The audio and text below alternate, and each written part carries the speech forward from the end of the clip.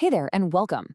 If you're an experienced entrepreneur, someone who's been in the trenches and knows how to build things, and you're thinking about how to guide the next big breakthrough, well, you are in exactly the right place. This is your orientation for becoming a mentor in the National Science Foundation's iCourse program.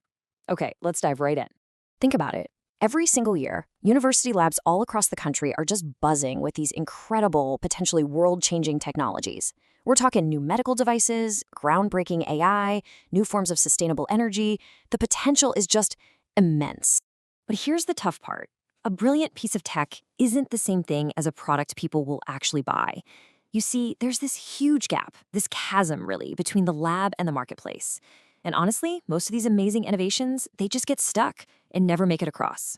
So that's the big question, isn't it? How do we build that bridge? How do we give these incredible ideas their best shot at making a real impact in the world? It's a problem the National Science Foundation has put a lot of thought into.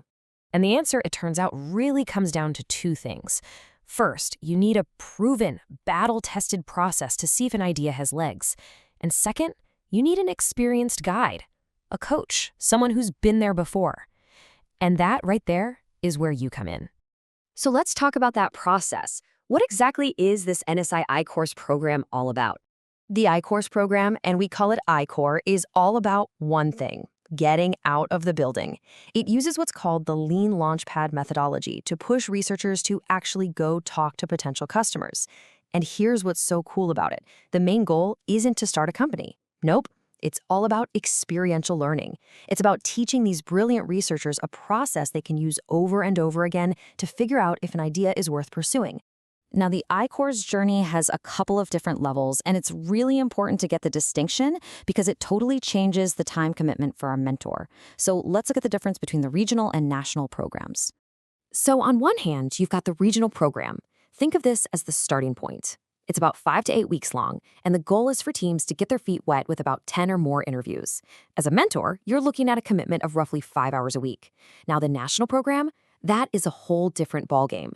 It is an intense 7-week deep dive. Here, teams are expected to do over 100 interviews, and the mentor time commitment, that jumps way up to 15 to 20 hours per week. It's a serious undertaking. And I just want to pause on that number for a second. 100+ interviews in just 7 weeks. That's more than 2 a day, every single day, including weekends. This is not some casual, theoretical exercise. It is a flat-out sprint to gather as much real-world evidence as possible. Okay, so you get the framework now. But what about you? What do you, as the mentor, actually do? Well, your role is not to be a consultant who just hands out answers. You are a coach, a guide, and I'd say most importantly, you are a challenger. It really boils down to 3 main jobs. First, you help the team get in the door for those interviews. You help them strategize, and yeah, sometimes you open up your network. Second, you have to productively challenge their thinking. And third, you help them connect the dots to see the patterns in everything they're hearing. Think of yourself as an extension of the teaching team. Now, that first and third point, they're pretty straightforward. But that second one, productively challenging the team, that's where the real magic of iCore's mentoring happens. So what does that actually look like? It means you got to get really good at asking simple, powerful questions. When a team comes back and says, "We learned that all our customers need this feature," your job is to gently push back. "Oh, interesting. How do you know that? What did they say exactly that makes you so sure? Why do you think that's the case?" You're helping them see past their own assumptions. All right, so let's get tactical with some clear do's. First, be direct. This program moves fast. There's no time to beat around the bush. Next, before you open up your Rolodex, help the team exhaust their own networks first. Also, push them to think past the cool tech and focus on the business model. And this is a big one. Always reinforce what the instructors are teaching. You're there to support the curriculum, not create your own. And just as important are the don'ts. When the team is presenting, this is their show. Let them do the talking. Your presence is huge, so don't miss sessions or duck out early. Remember, you're the coach, not the star player, so don't go out and do the customer discovery for them. And maybe the most important rule of all, don't sell. Your job is to listen and learn. So I know this sounds like a lot, and it is. So it's probably a good moment to ask yourself, is this role really the right fit for you? Let's talk about what makes a truly great iCourse mentor.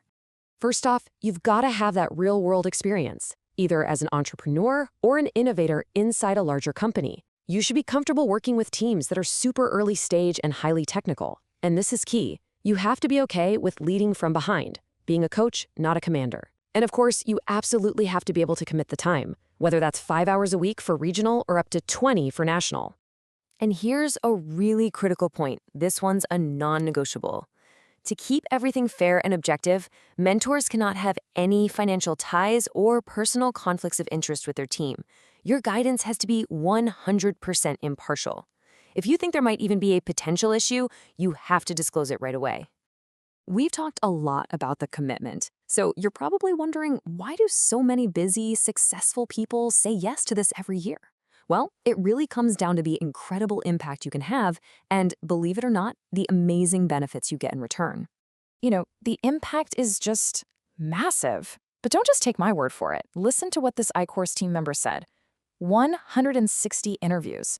That team hit that number because their mentor held them accountable, opened doors, and pushed them. You can be that person, the catalyst that helps a team achieve something they never thought was possible. But it's not just about giving back. There are some real, tangible benefits for you, too. You get to work with some of the smartest, most driven people on the planet. You get a front row seat to cutting-edge technology. You'll be networking with other top-tier mentors and innovators, and hey, it can even be a path to your next big thing. It's not uncommon for mentors to join their team's startup. But maybe the best reason is also the simplest one. As one mentor put it, it's just plain fun.